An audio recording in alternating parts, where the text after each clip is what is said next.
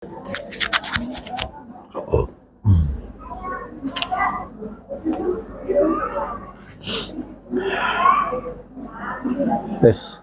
materi.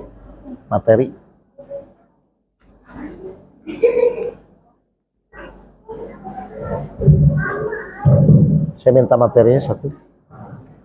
Baik, kita lanjut ya Bapak Ibu sekalian. Supaya benar-benar kita bisa benar-benar mengikuti kehidupan ini apa yang Allah inginkan, ya. Nanti ngaji lanjutannya menggunakan kitab pembelajaran. Baik. Assalamualaikum warahmatullahi wabarakatuh. Ya. Yang harus kita sadari bersama Bapak Ibu semua, ya. Di dalam menjalani kehidupan ini kan orang dengan berbagai macam kegiatan hidup, ya. Kayak ibu sama bapak kan pasti beda kegiatannya, ya.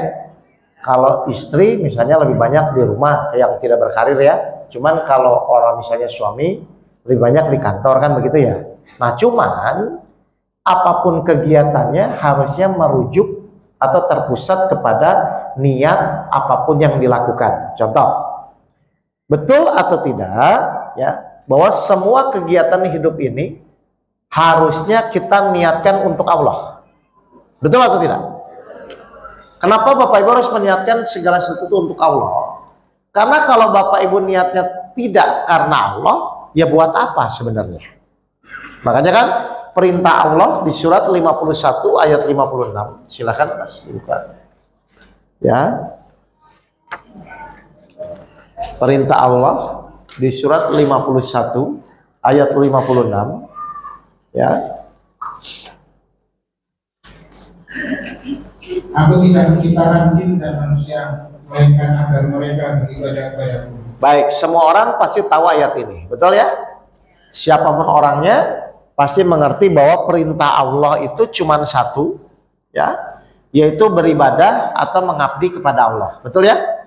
Baik, saya sederhanakan saja. Kata mengabdi itu, mengabdi itu kan seperti ibu punya pembantu, lalu pembantu ibu disuruh melakukan apa yang ibu inginkan, diambilin makan, dibersihin rumah, kan begitu ya. Artinya tuh si yang mengabdi itu akan fokus saja kepada majikannya atau kepada tuannya, betul ya. Nah coba Bapak Ibu perhatikan lagi, dibaca lagi ayatnya. Ini saya perdalam dari poin-poin yang selama ini saya sampaikan. Aku tidak menciptakan jin dan manusia melainkan agar mereka beribadah kepadaku. Ada perintah lain nggak? Berarti kalau di luar itu boleh nggak? Benar? Halo Bu? Ini ada perintah lain nggak? Berarti kalau di luar itu boleh nggak? Betul? Berarti Bapak Ibu tuh dalam rangka hidup itu mengabdi kepada Allah. Berarti fokus yang Bapak Ibu harusnya fokuskan itu tuh fokus kepada apa yang Allah inginkan atau kepada yang kita inginkan. Benar? Kok pada senyum-senyum ini? Berarti selama ini yang benar itu fokus kepada apa yang Allah inginkan atau yang kita inginkan. Nah, berarti kenapa harus fokus kepada apa yang Allah inginkan? Satu, karena hidup kita itu terbatas, betul?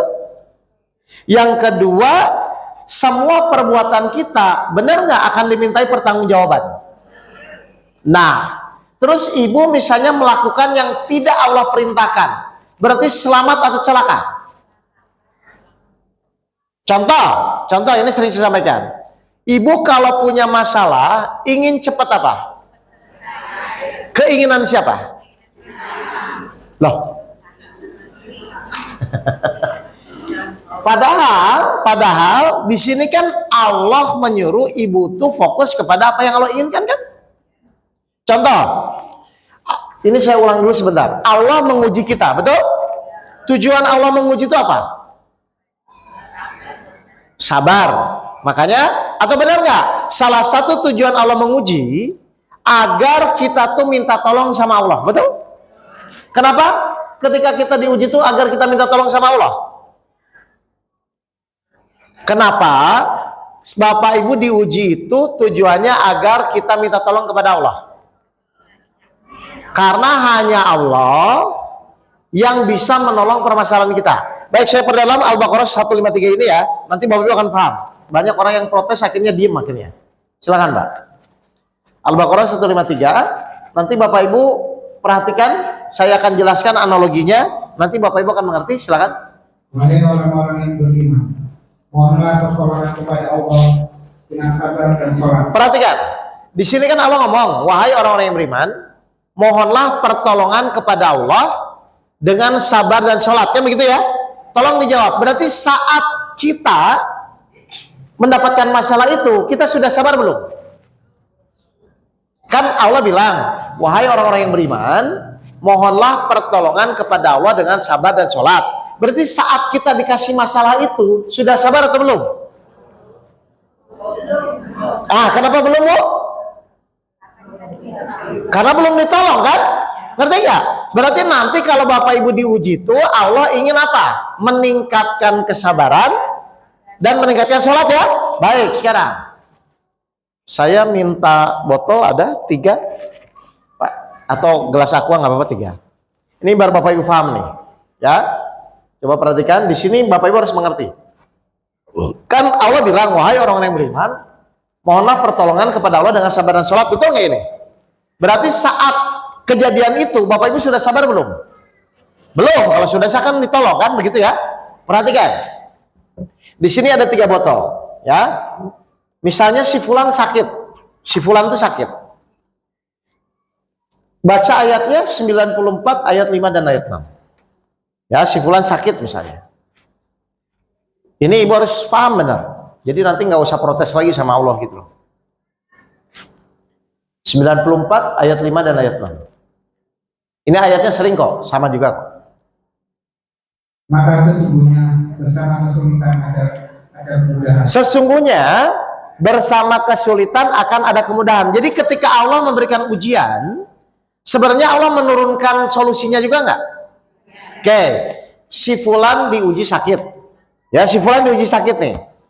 Pas si fulan bilang, ya Allah, tolong sembuhkan saya. Kan dia berdoa kan?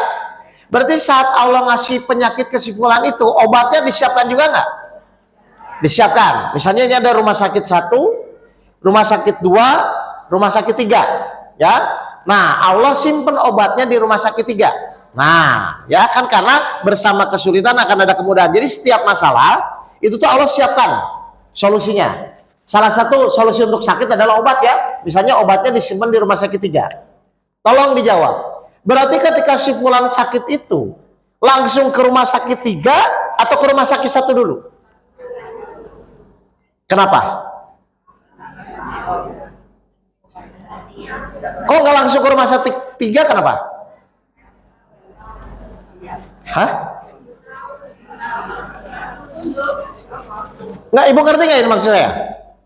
Si fulan sakit, kan Allah ngasih ujian kan?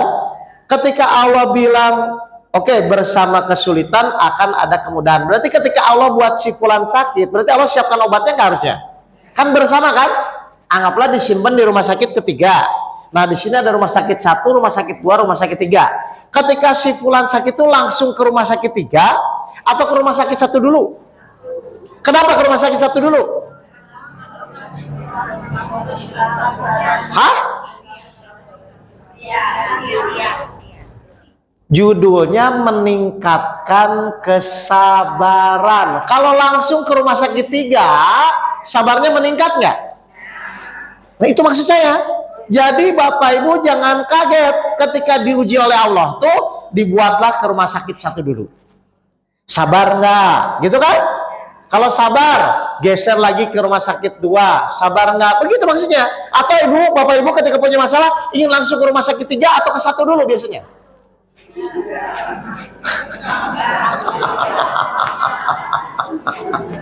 Nggak, biasanya langsung. Nah, terus proses peningkatan kesabarannya di mana? Lo ngerti nggak ini Bapak Ibu? Jadi Bapak Ibu jangan kaget bahwa memang manusia itu akan menjalani prosesnya dulu. Untuk apa? Meningkatkan kesabaran. Kalau nanti Allah sudah lihat Bapak Ibu jadi sabar, digiring nggak ke rumah sakit 3? Gampang. Nanti tinggal ketemu dokternya. Atau ginilah, Ibu udah ke Singapura, ke Australia, ke Amerika berobat ya.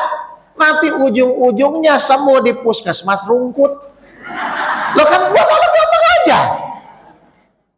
Tapi memang Ibu harus menjalani prosesnya dulu ke Amerika, ke Singapura. Kenapa? Meningkatkan kesabaran. Tapi kalau nggak sabar, putus asa atau nyampe rumah sakit 3. Nah, makanya dalam ujian banyak orang yang nggak lulus-lulus kan.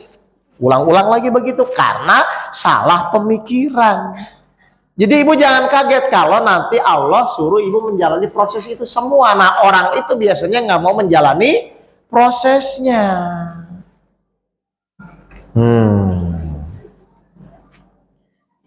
Makanya di ayatnya, di petunjuknya apa? Di surat 10 ayat 109.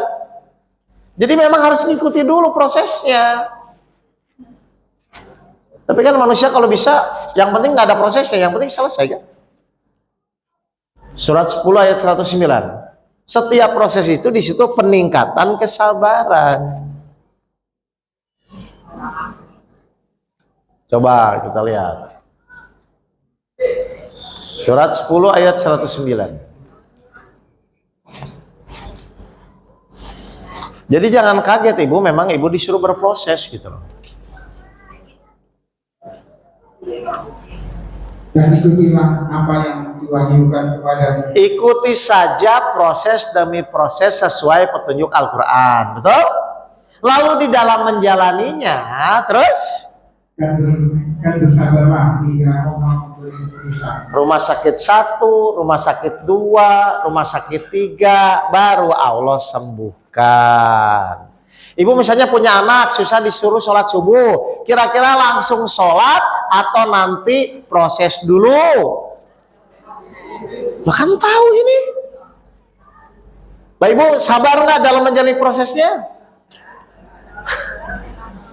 Akhirnya ketika nggak sabar, anaknya terus begitu. Jangan kaget. Ketika Ibu terus-terusan tidak meningkatkan kesabaran, anaknya terus begitu. Ketika Ibu tidak meningkatkan kesabaran, suaminya terus begitu. Ketika Bapak terus begitu, istrinya juga nggak berubah-berubah. Karena Bapak Ibu tidak meningkat. Jadi sebenarnya masalah itu salah siapa kalau begitu? Salah sendiri. Kenapa tidak mau mengikuti perintah Allah? Tapi boleh nggak kita milih nggak sabar? Boleh, cuman masalahnya nanti nggak selesai. Padahal Bapak Ibu ingin cepat selesai kan? Emang bisa maksa Allah untuk cepat selesai? Nggak bisa. Ibu mau nggak dipaksa pembantunya? Berarti yang maksa itu harusnya kita atau pembantu kita? Ya kita dong, kita kan majikannya. Lah Bapak Ibu selama ini memaksa Allah atau Allah yang maksa kita? Saya maksa Allah. Ya jelas Bapak Ibu ini? Paham ya? Jadi kita memang tugas kita adalah menjalani proses. Suka tidak suka. Baik, sekarang kita mulai. Berdasarkan surat 51 ayat 56, ternyata manusia itu hanya mengabdi kepada Allah. Tidak ada perintah lainnya. Dan aku tidak ciptakan jin dan manusia hanya mengabdi kepada Allah ya. Lalu perhatikan. Untuk apa kita mengabdi? Untuk apa Bapak Ibu? Poin keduanya. Ternyata Allah menyuruh kita mengabdi itu goalnya adalah kita menjadi apa? Khalifatullah. Khalifatullah apa? Wakil Allah dalam rangka mewujudkan apa yang Allah inginkan. Jadi Bapak Ibu tuh hidup di dunia sebenarnya tugasnya itu adalah mewujudkan apa yang Allah inginkan. Saya ulang ya. Bapak Ibu hidup di dunia tujuannya itu mewujudkan apa yang Allah inginkan. Salah satunya Allah inginnya kalau Bapak Ibu menjalani ujian itu Allahnya inginnya sabar. Berarti tugas Bapak Ibu adalah mewujudkan apa yang Allah inginkan. Ini idealnya ya Bapak Ibu ya. Nanti prakteknya kan Bapak Ibu latihan masing-masing soalnya. Baik, Nomor 3, maka karena tugas kita itu adalah mewujudkan apa yang Allah inginkan, maka pilihlah kegiatan-kegiatan yang sesuai dengan keinginan Allah. Allah tuh inginnya sabar atau marah? Ikhlas atau tidak? Ikuti kegiatan-kegiatan yang memang Allah inginkan. Ustadz, dari mana kita tahu itu keinginan Allah? Lah kan di Al-Quran ada dijelaskan. Sekarang coba ibu renungkan selama ini, bapak selama ini renungkan. Selama ini kita kebanyakan fokus pada apa yang kita inginkan atau fokus kepada apa yang Allah inginkan biasanya. Nah, baru di situ muncullah kekecewaan, kan begitu kan? Karena tadi sudah bilang kan, setan pun memasukkan godaan-godaan lewat keinginan kita. Ibu yakin nggak keinginan ibu tuh yang terbaik? Saya menang. Ibu yakin nggak keinginan ibu tuh yang terbaik? Nah kalau enggak, kenapa ngotot? Hah? Enggak, saya ulang. Ibu tuh yakin nggak keinginan kita itu yang terbaik? Keinginan kita. Lah ibu yakin nggak keinginan kita tuh yang terbaik? Lah kalau nggak yakin kenapa ngotot? Misalnya mohon maaf ya, anak pengen SMA 115, ibu ingin masuk SMA 5. Kira-kira yang ngotot yang mana nih?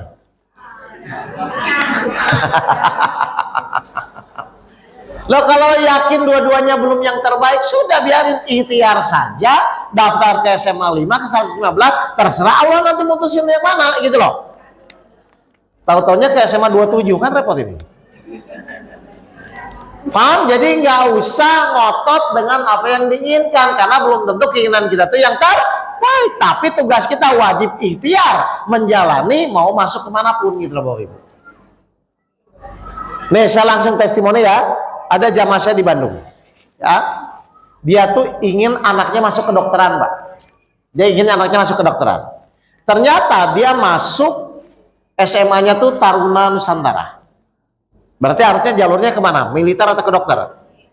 Nah dia curhat, Ustadz gimana ya? Sebenarnya saya tuh ingin anak saya ke dokter, tapi kayaknya anak saya tuh udah ngambil jalur mau masuk akabri militer gitu kan. Padahal saya udah ngomong baik-baik, udah gini, udahlah Pak, saya bilang. Kan tugas kita cuma menyampaikan. Kan Bapak punya Allah kan, saya bilang. Kan setiap kejadian di dalam hidup itu ada peran Allah kan dalam menjalani hidup kan. Saya bilang sudah, pokoknya Bapak sudah menyampaikan, tapi Bapak doa, ya Allah, kalau bisa saya ingin anak saya kedokteran gitu kan. Apa? Doanya dikabulkan Bu. Akhirnya setelah pulang itu dari SMA itu, dari apa? Pokoknya SMA militer lah gitu kan. Dia bilang, Pak saya mau, kayaknya saya nggak mau jadi ke akademi militer. Saya ingin masuk kedokteran aja. Alhamdulillah kan dia seneng kan? Nah akhirnya dia daftarlah. Pokoknya Unjani, Uner ya kalau nggak salah, terus Unsri yang kapor ada jurusan dokter ya, Unpad semua. Alhamdulillah nggak lulus semuanya. Pusing kan dia Pak? Loh Ustadz ini gimana? Kalau saya kan bukan melihat itunya, kita lihat hakikatnya. Kayak tadi haji itu loh. Saya ngelihat ini ditolak. Dia bingung kan? Terus ini gimana gitu. Loh saya bilang, kemarin Allah sudah mengabulkan doa kita. Loh doa yang mana Ustadz? Loh itu yang tadinya mau masuk akmil jadi berubah pikiran ke kedokteran kan? Berarti kan Allah yang merubah itu kan? Loh kenapa sekarang tidak ikuti cara itu? Loh maksudnya apa? Ikhlas saja berdoa kepada Allah. Ya Allah kalau anak saya belum masuk ke kedokteran nggak apa-apa, mungkin nanti tahun depan. Nah dia ikhlas tuh. Sempat saya marahin dulu, maksudnya tuh kamu tuh sadar kemarin kan udah di Allah kabulkan kan? Nih manusia tuh sering begitu, dikabulkan satu, ya. Ayo jujur. Lupa kemarin udah dikabulkan, ini minta lagi belum dikabulkan, marah lagi. Saya takutnya begitu ibu tuh, udah dikabulkan satu, misalnya, ya Allah tolong jodoh saya, ketemu jodoh tuh sama suami, setelah ketemu repot lagi, ya Allah kenapa saya bisa begini loh? Kan kemarin udah dikabulkan dulu. Ini orang bersyukur tuh gitu. Paham apa gini? Nah saya bilang sama dia, udahlah, kamu kan kemarin udah dikabulkan. Sekarang pokoknya kamu bersyukur, mohon kepada Allah, ikhlaskan hati kamu, tapi tetap berdoa. Apa yang terjadi Bapak Ibu? Nggak ada sejarahnya.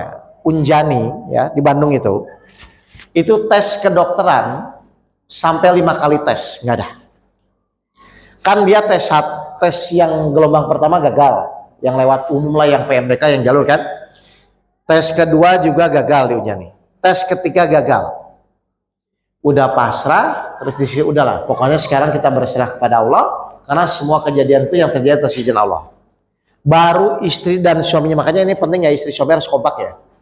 Istri suaminya ya udah, kita ikutin aja saran Ustadz, kita ikhlasin aja Pak. Biar apa? Mudah-mudahan tahun depan anak kita nanti bisa masuk. Baru ngomong gitu, 5 menit kemudian dekan Unjaninya nelfon. Pak, ini ada tes gelombang keempat. Saya udah feeling. Pegang kata-kata saya, ini pasti diterima. Kenapa? Di luar akal. Jadi kalau Allah tuh biasanya kalau nolong Bapak Ibu, nanti saya jelaskan ya. Itu Bapak Ibu jangan kaget.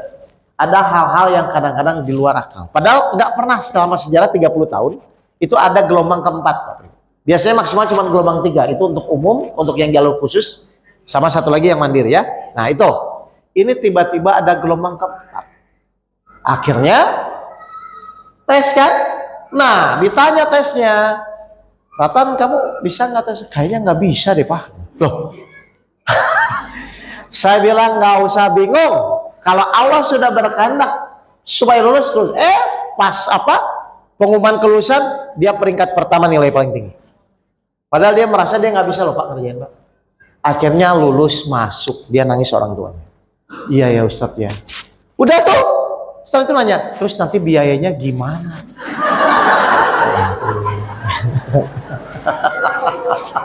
Loh ini real ini. Saya bilang gini, ini Bapak Ibu pegang ya kata-kata ya.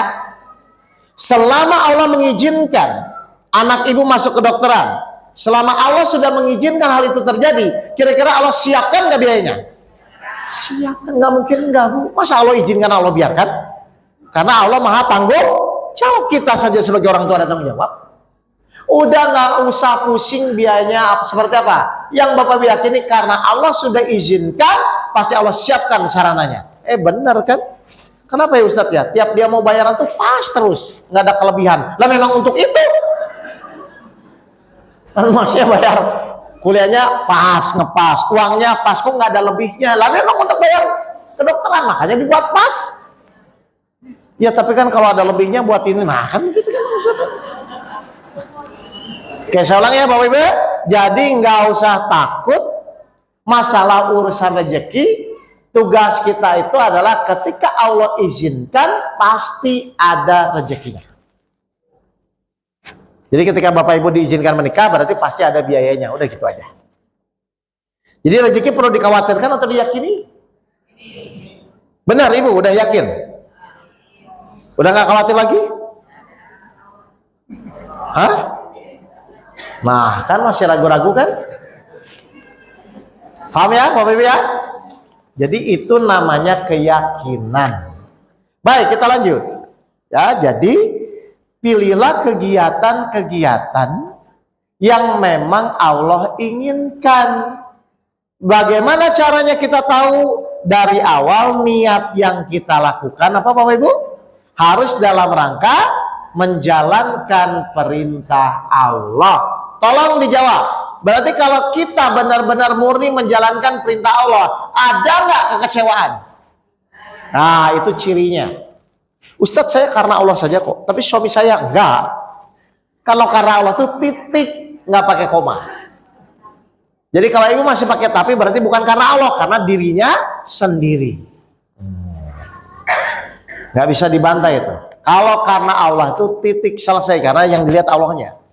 Tapi kalau karena diri sendiri pasti muncul nama baik, harga diri, ya, keturunan, lalu cerita histori zaman dulu. Saya tuh dulu begini-begini, udah nggak penting. Sekarang bagaimana ke depan? Jelas, Bapak Ibu sekalian? Paham ya?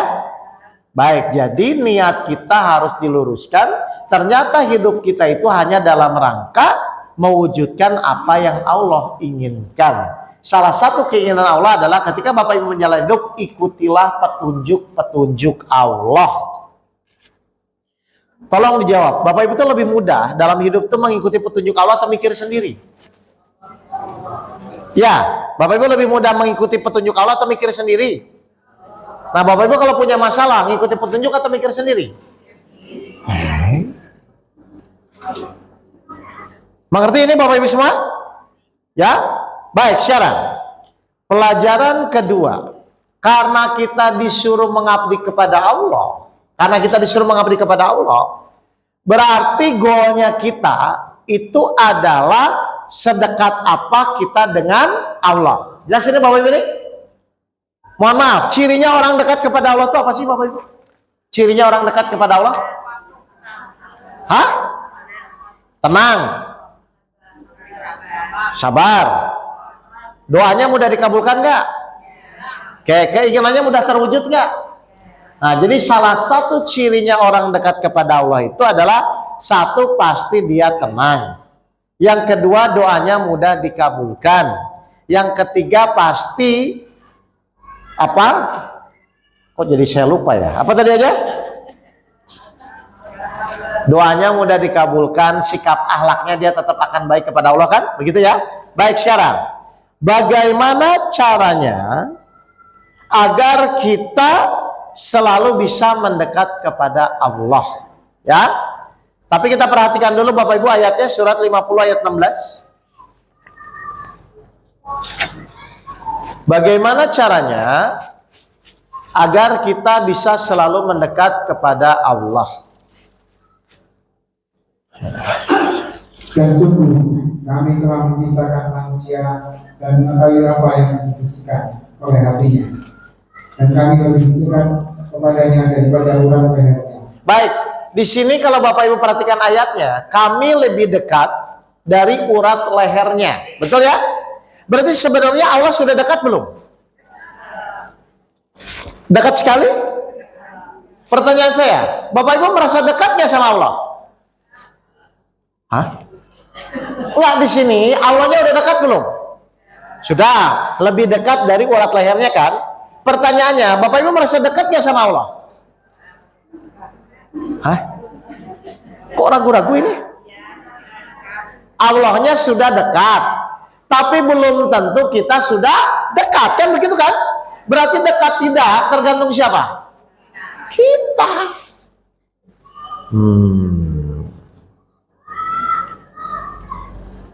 Ada pertanyaan dulu nggak di sini? Paham ya? Silakan dulu.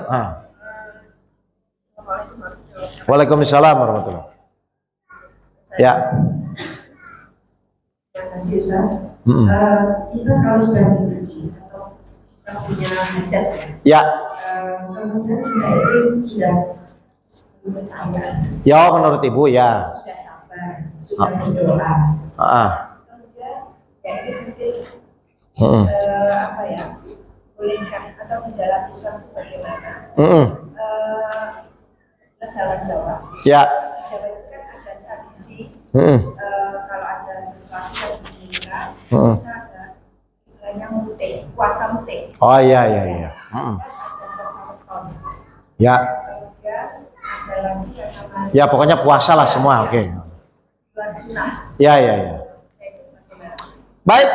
Bagus pertanyaannya. Kalau belum doa kita belum dikabulkan, hajat kita belum diwujudkan, kita kadang-kadang bagaimana? Berarti puasa gitu kan? Berarti puasa tuh untuk mewujudkan keinginannya, betul ya? Iya kan? Terus kita melakukan ikhtiar-ikhtiar lain untuk mewujudkan keinginannya. Padahal tadi di pelajaran pertama itu apa? Enggak, ini nih yang pelajaran pertama, bahwa kegiatan apapun fokuslah kepada apa yang Allah inginkan.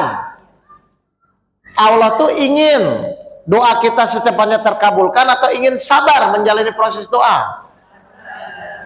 Jadi Ibu ngikutin yang keinginan siapa ini? Halo? Loh, tapi kan Muti boleh, silakan, cuma niatnya apa?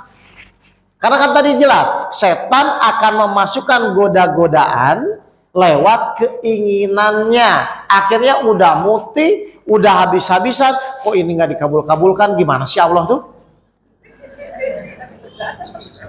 Iya, tapi niat berdoa itu apakah hanya mewujudkan apa yang Allah inginkan atau yang kita inginkan? Halo? Loh, pertanyaan saya, Allah tuh tahu nggak kita tuh ingin dikabulkan hajatnya? Al-Baqarah ayat 40. Nah, ini penting nih, nanti baru Bapak Ibu akan paham. Surat Al-Baqarah ayat 40. Enggak, nanti tuh Bapak Ibu kalau sudah Bapak Ibu fokus kepada Allah, nanti tuh Allah yang wujudkan, Allah yang kasih gitu loh.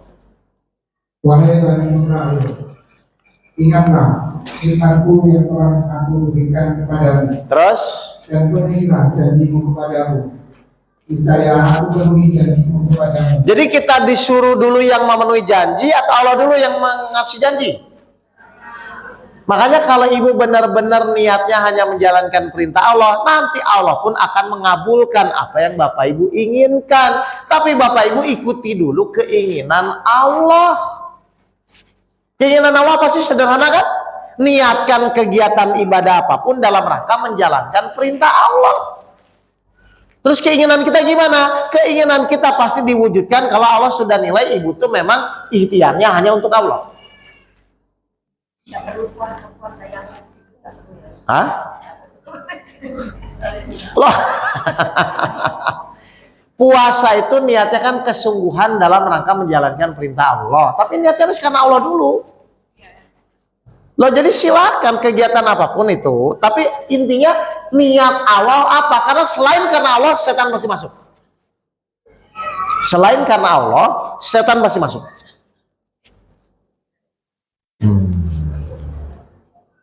Bagus pertanyaan ini kan real kan? Kan Bapak Ibu kadang-kadang ingin mempercepat kan bagaimana supaya doanya dikabulkan kan? Ternyata tidak ada cara lain mempercepat, meluruskan niat memang. Karena doa orang ikhlas itu Allah janji akan mengabulkan. Berarti harusnya ketika ibu berdoa itu secepatnya ibu jadi ikhlas kepada Allah. Pasti bisa dikabulkan.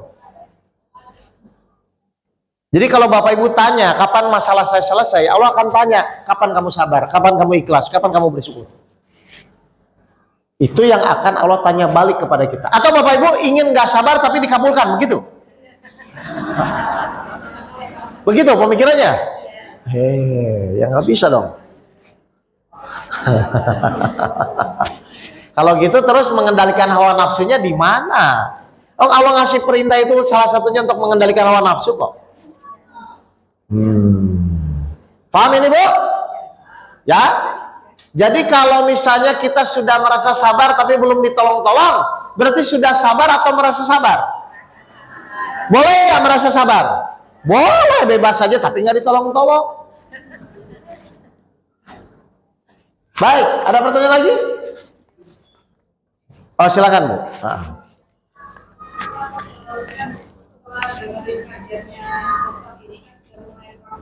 Oh iya. Terus? Sebenarnya saya mau mengecek aja Ustaz ini sudah betul atau enggak. Ya. Karena gini, most of the time itu memang sudah tenang. Tapi kadang itu memang ada sedikit kayak kesal lagi kayak gitu. Ya. Cuma sebentar dan langsung ingat gitu. Ya. Dia tenang lagi. Nah, Nah itu apa memang seperti itu? Atau itu masih salah dan harus dibenarkan lagi? baik. Ibu tuh kalau naik sepeda itu tuh langsung bisa atau jatuh dulu. Jadi semua memang pasti ada prosesnya Bu. Turun naik sudah wajar. Tapi sekarang yang Ibu evaluasi, kalau dulu saya khawatir terus. Oh, sekarang sudah ada ketenangan, berarti meningkat atau menurun? Nah itu tunggu saja. Pokoknya semakin meningkat, semakin cepat nanti Allah akan memberikan pertolongan. Jadi itu udah benar. Jadi kadang-kadang nanti kan kita gelisah lagi ya. Terus setelah gelisah Ibu yang dilakukan, yang ngaji lagi, gelisah lagi, ngaji lagi. Jadi Ibu jangan kaget. Nanti kan ngaji di sini tenang kan? Terus setelah pulang pusing lagi kan? Itu maksudnya biar ngaji lagi. Nah kalau langsung tenang Ibu nggak akan ngaji lagi nanti. Tapi memang begitu. Saya juga sama Bu. Turun naik, ngaji lagi. Pak Guru pelajarannya ditingkatkan, ada lagi pelajaran baru. Karena memang hidup itu memang disuruh selalu meningkat. Makanya nafsu di level Allah dibuat apa? Dibuat level sampai 7 kan? 4 mutmainah, yang ke-7 sampai insan kamil kan itu tuh meningkat, Bu. Dan ujian itu kira-kira meningkat atau menurun? Kalau meningkat berarti wajar nggak kalau berat? Nah sudah kalau begitu kenapa marah kalau ujian berat? Loh berat itu karena memang meningkat. Kalau ringan ya bukan ujian, namanya hiburan. Nah jadi ujian itu pasti berat Pak, karena memang Bapak Ibu akan ditingkatkan, ngerti gak ini? Jadi kalau ujian berat wajar nggak? Ya udah biarin aja, memang berat kok, karena memang kita disuruh meningkat. Jadi kalau ibu malah nggak mau diuji, malah milih-milih soal ujian, kan biasanya selain begitu kan? Itu malah aneh Bapak Ibu. Jadi ujian tuh jangan kaget kalau semakin berat, karena memang meningkat. Jadi kalau ibu nanti turun naik, itu tuh bukan turun naik sebenarnya, meningkat. Awalnya level ibu misalnya 2, karena Allah tingkatkan, khawatir lagi kan level 3, nah ibu cari lagi ilmu lagi, memahami lagi, cari lagi ilmu, memahami lagi, begitu Bu maksudnya Bu. Karena memang tugas kita tuh menjalani hidup, bukan memikirkan hidup. Ibu selama ini menjalani atau memikirkan? Mikir apa? Petunjuknya udah ada. Paham ya Bu? Jadi nggak apa-apa, jatuh bangun terus tenang lagi. Ya memang begitu, karena itu proses peningkatan namanya. Ya, jadi Bapak Ibu jangan kaget, ternyata memang hidup kita tuh selama ini memang harus meningkat.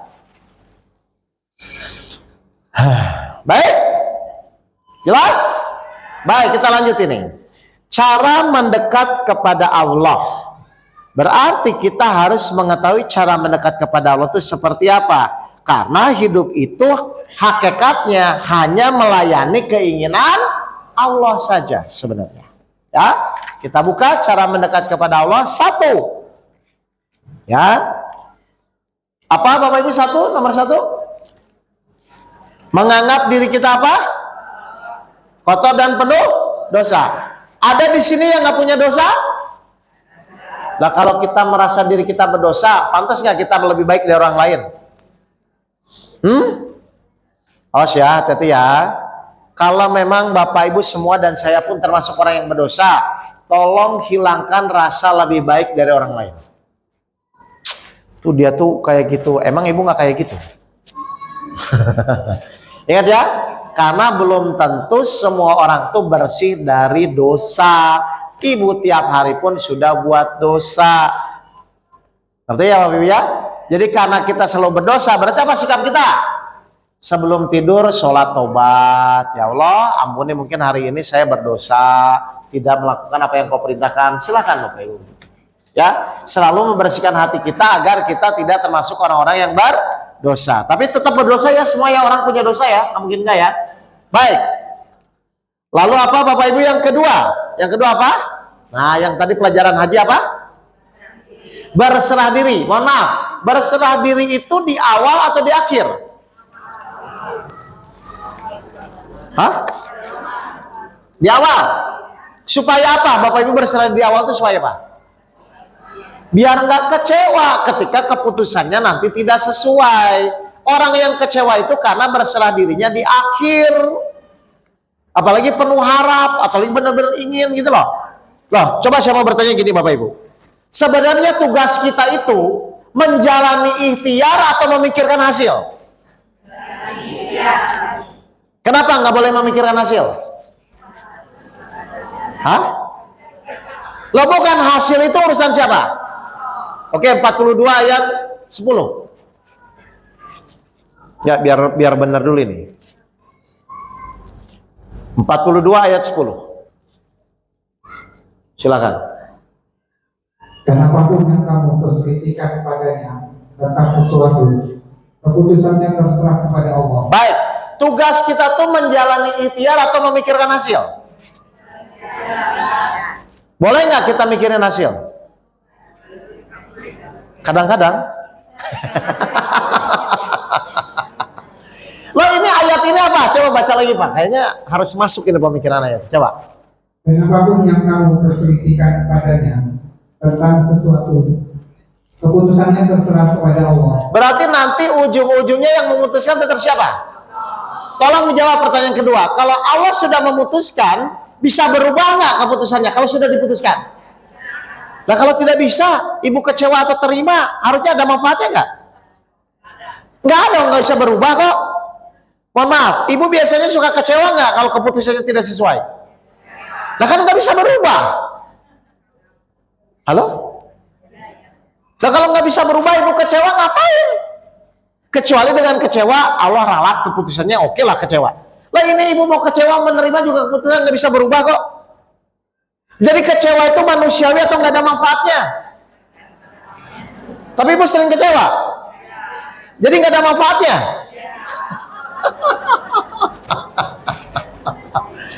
Wah. Silakan.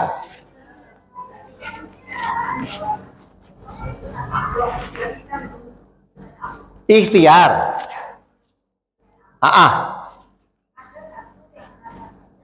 Ya. Oh, bisa, tapi kalau sudah diputuskan, ini pertanyaannya kalau sudah diputuskan. Gini, ya udah. Itu ibu bapak pernah mendengar di rukun iman yang kelima yaitu beriman kepada qada dan qadar. Ada kejadian rencana Allah yang belum terjadi, namanya qada. Ada kejadian yang sudah terjadi, namanya qadar. Kalau Allah sudah memutuskan, itu qada atau qadar? Qadar. Kan sudah terjadi kan? Misalnya ibu dilahirkan jadi perempuan, bisa berubah nggak? Nggak bisa. Ibu mau marah-marah jadi laki-laki pun kan nggak bisa. Karena sudah terjadi. Nah yang bisa berubah itu yang belum terjadi. Misalnya si fulan harusnya besok celaka. Tiba-tiba dia berdoa, ya Allah berikanlah saya keselamatan. Berarti kalau belum diputuskan, bisa berubah nggak? 13 ayat 39 itu namanya gitu. Jadi qada dan qadar itu namanya. 13 ayat 39. Silakan. Ya. Allah menghapus dan menetapkan apa yang Dia kehendaki. Allah menghapus dan menetapkan yang Dia kehendaki, tapi yang belum terjadi. Gitu loh, Bu. Nah sekarang saya nanya, kalau sudah terjadi ibu mau nangis pun berubah enggak? Nah kalau begitu mending menerima atau kecewa? Berarti orang kecewa itu sadar atau enggak sadar? Ibu selama ini sadar atau enggak sadar?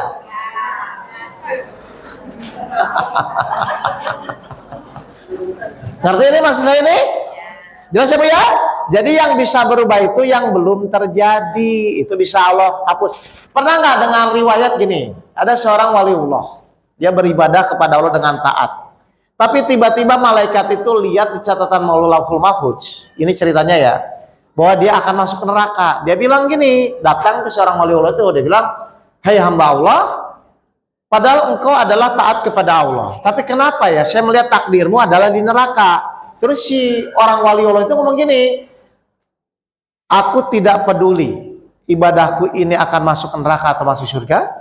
Yang penting saya tetap taat kepada Allah." Besoknya berubah catatannya, jadi masuk surga. Gara-gara apa? Keikhlasan dia yang tidak pernah berpikir hasilnya apapun. Jadi orang ikhlas tuh mikirin hasil nggak?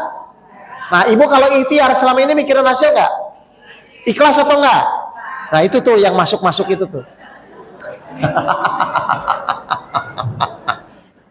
Jadi tugas kita itu hanya berikhtiar, bukan ikut-ikutan mikirin urusan Allah. Awas, hati-hati. Silakan. Oh digeser ke sana Bu. Ini giliran masuk hasil rame nih yang nanya nih. Ayo silakan. Oh coba pakai itu aja Bu, nggak kedengeran soalnya.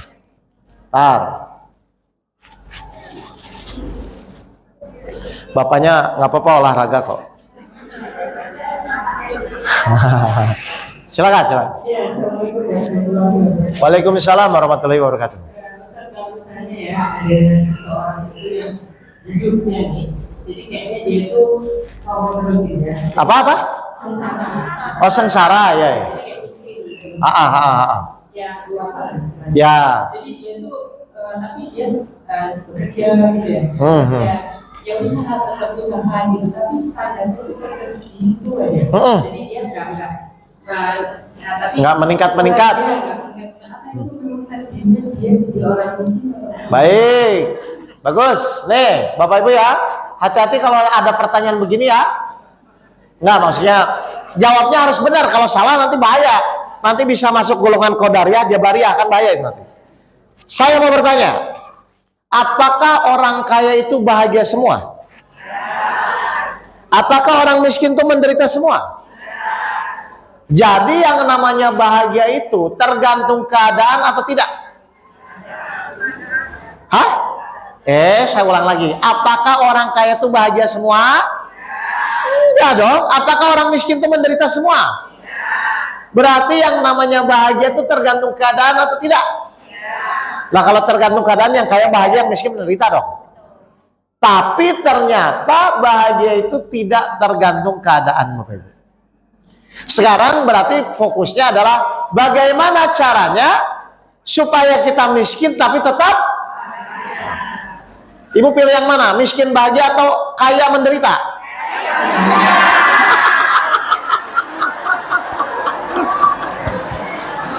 Gak usah milih kalau itu.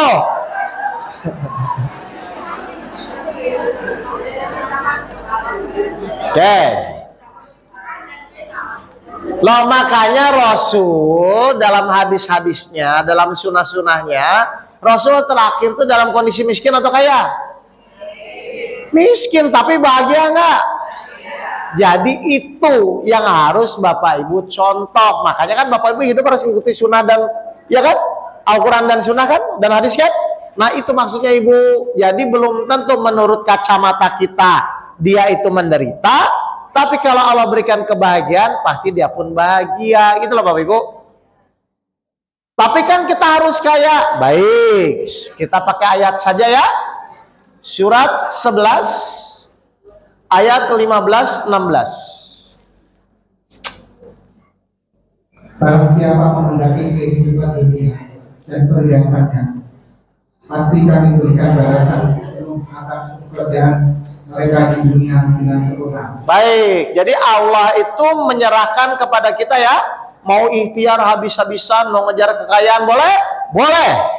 Allah tidak akan rugikan. Yang kerja keras misalnya ya, bisa jadi kaya. Atau misalnya yang malas ya misalnya kondisinya miskin. Jadi Allah biarkan terus. Dikasih balasan semua. Tapi lihat 16-nya. Itulah orang-orang yang tidak memperoleh sesuatu di akhirat kecuali neraka. Nah, terus? Dan sia-sialah di sana apa yang telah mereka usahakan di dunia, dan terhapuslah apa yang telah mereka kerjakan. Oke, ya Allah, tapi kan rezeki saya udah habis-habisan, tapi nggak pernah cukup, begitu ya? Bisa begitu nggak Ibu? Saya udah kerja banting tulang, tapi kok kayaknya nggak kaya-kaya, betul? Tolong dijawab. Bapak Ibu bekerja tuh niatnya supaya kaya atau ibadah kepada Allah? Nggak, yang benar dulu, yang benar dulu.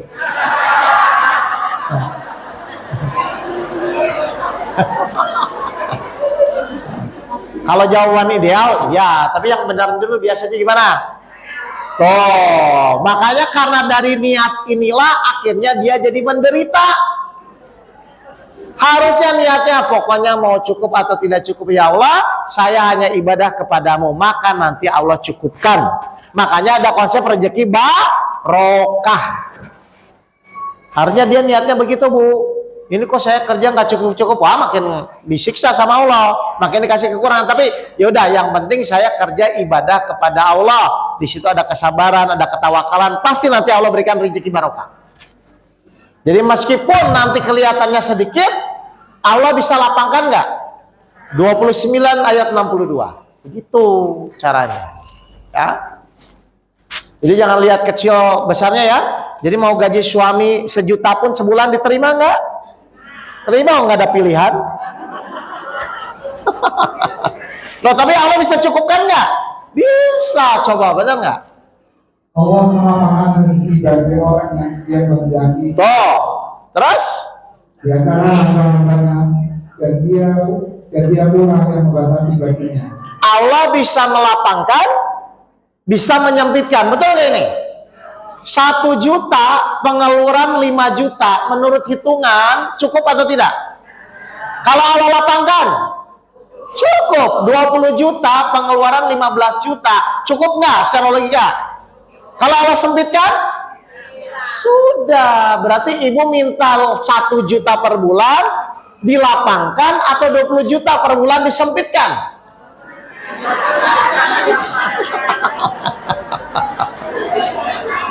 Susah ini. Loh, saya nggak punya gaji, ya, tapi saya bisa naik haji, berarti dilapangkan atau disempitkan? Udah diyakini aja begitu, Bapak Ibu. Jadi hidup itu ternyata bukan masalah kemampuan, tapi masalah keyakinan kita kepada Allah, dan itu yang membuat sekarang umat sekarang tuh kurang di situ. Kalau ibu bapak sudah yakin kepada janji-janji Allah di dalam Al-Quran, pasti itu akan terjadi. Kenapa saya yakin bahwa janji Allah itu akan terjadi? Allah yang berfirman sendiri, 19 ayat 61. Surat 19 ayat 61. Kenapa saya yakin bahwa janji Allah itu akan terjadi? Karena Allah sendiri yang berjanji kepada kita. Surat 19 ayat 61. Yaitu surga asli yang telah dijadikan oleh Tuhan yang Maha Pengasih kepada hamba-hambanya. Terus? Sekalipun surga itu tidak tampak, sungguh dari Allah itu pasti ditepati. Jadi kalau Allah berjanji akan terjadi nggak? Sudah, apa yang dikhawatirkan? Ibu pegang itu janji Allah. Ibu percaya nggak sama janji Allah? Janji suami?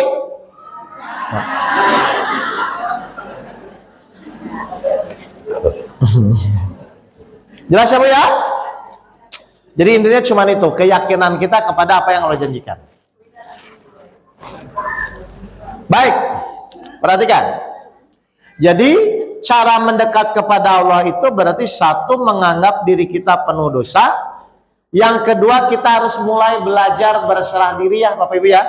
Tadi berserah diri itu apa? Menyesuaikan dengan keinginan Allah. Kok belum ditolong? Oh ya udahlah, mungkin Allah masih ingin saya bersabar dalam menjalani ujian. Ya nggak apa-apa, dilanjutin. Kok belum dikabulkan? Oh mungkin memang Allah tahu kapan dikabulkannya. Kalau sekarang mungkin tidak baik, bersabar lagi. Jadi begitu Bapak Ibu. Jadi hidup itu ikuti keinginan yang menguasai hidup, itu loh Bapak Ibu. Ya, jangan pengen-pengen sendiri. Baik, sekarang yang ketiga. Lihat, ujian itu terus-menerus atau saat usia 40 saja? Tahu Bapak Ibu, orang hidup itu pasti diuji, tahu? Sampai kapan? Ya sudah kalau gitu, nggak bisa ditolak. Berarti tugas kita apa? Menerima ujian itu. Ibu mau nggak diuji? Oh mau nggak mau, betul. Karena mau nggak mau pun pasti akan diuji. Jadi ada pilihan nggak? 28 ayat 68. Memang tidak ada pilihan. Surat 28 ayat 68. Dan Tuhan menciptakan dan memilih apa yang Dia kehendaki. Perhatikan terus. Bagi mereka manusia tidak ada pilihan. Semua manusia tidak ada pilihan, harus mau menjalani ujian hidup demi ujian hidup. Jadi nanti Bapak Ibu dari lahir sampai mati akan selalu diuji. Berarti kalau ibu tidak mau diuji harus apa? Sudah. Jadi selama hidup jangan coba-coba tidak mau diuji, ya. Tinggal Bapak Ibu nanti pas menjalani itu ngikuti Al-Quran atau ngikuti hawa nafsunya, kan gitu aja, itu pilihannya soalnya. Tapi menolak nggak bisa, ya. Bapak Ibu nggak bisa menolak ujian ya. Kira-kira ujian itu yang paling banyak dengan orang terdekat atau terjauh? Terdekat dong, tiap hari kelihatan. Berarti ujian ibu siapa aja nih kalau memang sudah tahu apa? Siapa aja? Itu tahu. Terus apa? Berarti kan nggak perlu curhat lagi kalau begitu. Kan udah tahu semua ini. Jadi Bapak Ibu itu akan diuji yaitu suami, anak, mertua, orang tua, tetangga, ya itu aja seputar itu. Kan nggak mungkin tentara Israel datang gedorin rumah, kan nggak mungkin. Paham ya Bapak Ibu? Jadi ngerti ya kalau diuji sama suami anak wajar nggak? Wajar, memang di situ ujiannya kok. Kenapa jadi marah-marah? Terus pertanyaan kedua, kira-kira ujian itu enak atau tidak? Nah, tahu juga itu. Nih, tapi kita lihat tujuan Allah menguji apa, salah satunya ya. Surat 3 ayat 186.